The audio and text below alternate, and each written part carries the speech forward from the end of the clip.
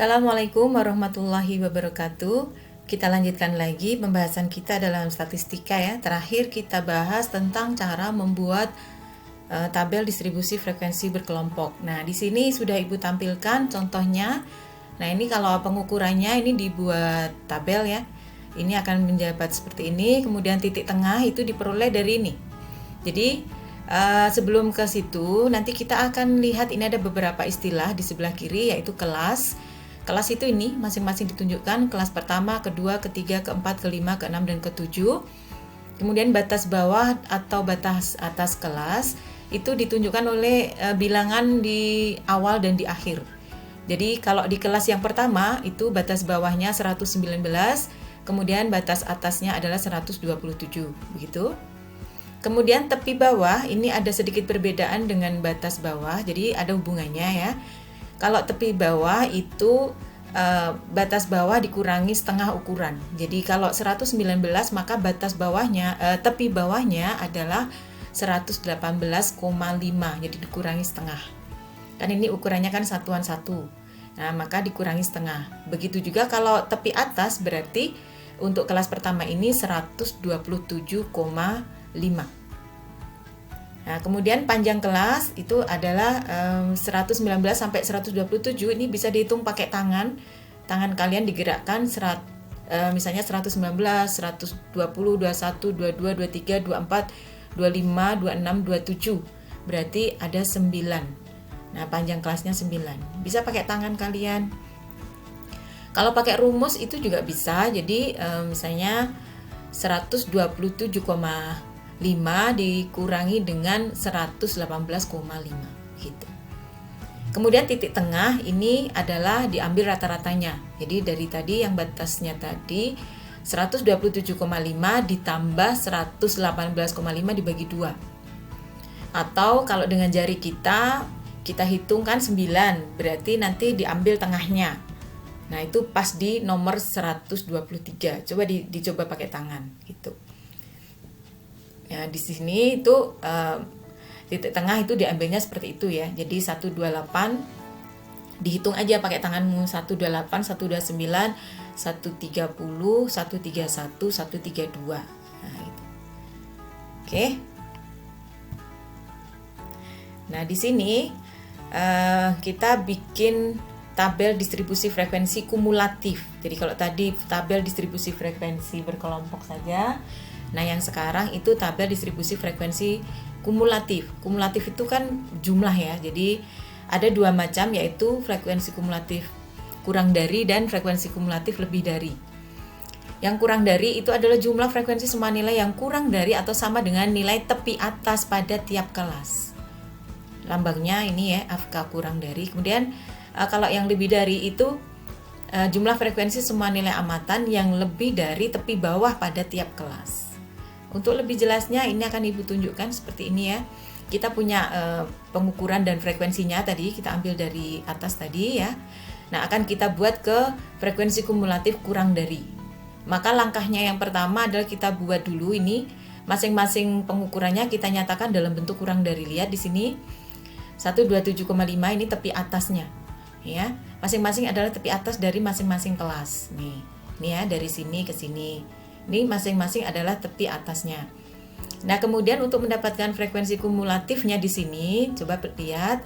Yang kelas pertama itu 3 tetap. Kemudian kelas kedua ini 5.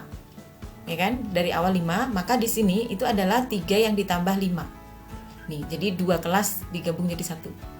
Kemudian untuk mendapatkan kelas yang ketiga tadi 8 ditambah dengan 10. Jadi 18. Itu. Kemudian untuk mendapatkan yang kelas berikutnya 18 ditambah 11. Jadi 29. Berarti 29 ditambah 6 jadi 35, 35 tambah 3 jadi 38, dan terakhir 38 tambah 2 hasilnya 40. 40 ini menyatakan jumlah frekuensi keseluruhan. Ini kalau kalian hitung 3, 5, 10, 11, 6, 3, 2 itu nanti hasilnya 40 gitu. Mudah ya. Nah, begitu juga untuk yang frekuensi kumulatif lebih dari. Frekuensi kumulatif lebih dari itu kita hitungnya terbalik. Jadi kalau lebih dari berarti yang pakai yang tepi bawah. 119, maka kita tulis lebih dari 118,5. Nah, ini dibalik. Jadi karena lebih dari 118,5 berarti kan semua data di sini itu kan termasuk yang lebih dari kan. Berarti semuanya itu masuk. Berarti dihitung dulu jumlahnya tadi 40, berarti tulis di sini 40. Kemudian kalau lebih dari 127 berarti 40-nya dikurangi 3. Nah, kalau tadi ditambah berarti ini dikurangi 3, kemudian 37 dikurangi 5. Nah, 32 ya kan? 32 dikurangi 10 hasilnya 22. 22 kurangi 11 hasilnya 11. 11 kurangi 6 itu 5, dan 5 kurangi 3 itu hasilnya 2. Jadi yang lebih dari 172,5 itu hanya 2, betul? Nah, kemudian frekuensi kumulatif kurang dari dan lebih dari itu disebut juga frekuensi kumulatif mutlak. Jadi istilah lain dari frekuensi kumulatif kurang dari maupun lebih dari itu namanya frekuensi kumulatif mutlak. Nah, sedangkan ada istilah lain yaitu frekuensi kumulatif relatif. Nah, seperti apa frekuensi kumulatif relatif itu? Nah, ini contohnya ya. Frekuensi kumulatif relatif kurang dari 163,5. Maka kita cari dari tabel tadi, tabel frekuensi kumulatif kurang dari itu yang 163,5 ini. Nah, frekuensinya berapa? 35 ya kan? Nah, berarti cara ngitungnya 35 kita bagi dengan jumlah frekuensi keseluruhan yaitu 40 dikali 100. Ini kalau dihitung nilainya 87,5%. Ini ya. Tapi ini memang jarang-jarang diujikan ya kalau di ujian, tapi kalian harus tahu gitu ya, frekuensi kumulatif relatif. Oke. Selanjutnya kita akan bahas bagaimana menyajikan data itu dalam bentuk histogram. Nah, penyajian tabel distribusi frekuensi dengan menggunakan gambar berbentuk batang-batang persegi panjang yang saling berimpit. Perhatikan, saling berimpit ya, karena nanti bisa salah dengan diagram batang biasa. Jadi kalau diagram batang biasa itu satu sama lain batangnya ini akan terpisah. Tapi pada histogram itu mereka berimpit satu sama lain gitu ya. Dulu waktu di SD mungkin sudah pernah diajari ya yang terpisah-terpisah begitu. Tapi kalau histogram itu harus berimpit begini. Dan mereka itu lebarnya sama ya. Dalam menggambar histogram tolong diperhatikan ini dalam pembuatan skala. Biasanya kelirunya di sini. Jadi skala itu harus sama. Misalnya ini, maksudnya sama itu tetap ya. Jadi misalnya sekian ini 5, maka di sini 10, ini 15, ini 20, harus konsisten begitu. Jadi kadang-kadang siswa itu seringkali keliru di sini. Yang bawah apakah harus sama dengan atas? Tidak, itu ya. Jadi tidak harus sama, misalnya sekian 5, di bawah itu tidak harus 5 juga. Bisa 1, 2, 3 dan seterusnya. Nah, lambang 12, 17 ini adalah titik tengah ya. Ini menunjukkan titik tengah. Pernyataan 12, 17 ini titik tengah. Kadang-kadang di gambar yang lain itu mereka tidak menggunakan titik tengah melainkan tepi bawah dan tepi atas di sini. Tepi bawah, tepi atas, tepi atas, tepi atas begitu.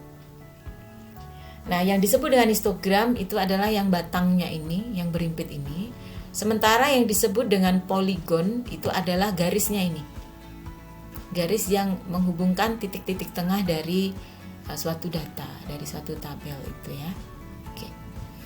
Baik, kita lanjutkan kemudian untuk yang OGIF. Nah, OGIF itu adalah diagram grafik yang menunjukkan distribusi kumulatif lebih dari maupun kurang dari ya. Kalau yang sebelah kiri ini mungkin maaf ini kurang begitu jelas ya. Tapi mungkin terbaca. Jadi ini adalah frekuensi kumulatif kurang dari. Jadi frekuensi kumulatif kurang dari itu lambangnya seperti ini. Jadi dimulai dari bawah naik ya, kurang dari. Nah, ini sebutannya itu justru OGIF naik atau OGIF positif. Ada yang menyebut seperti itu. Jadi di beberapa buku itu memang ada istilah yang digunakan, ada OGIF naik atau juga OGIF positif. Kemudian untuk frekuensi kumulatif lebih dari itu dia menggunakan seperti gambarnya ini adalah OGIF turun atau OGIF negatif. Dapatnya dari mana? Dari tabel. Jadi kalau Anda sudah bisa menggambar grafik dulu, insya Allah ini tidak akan sulit ya. dari tabel. Ini 67,5 itu apa?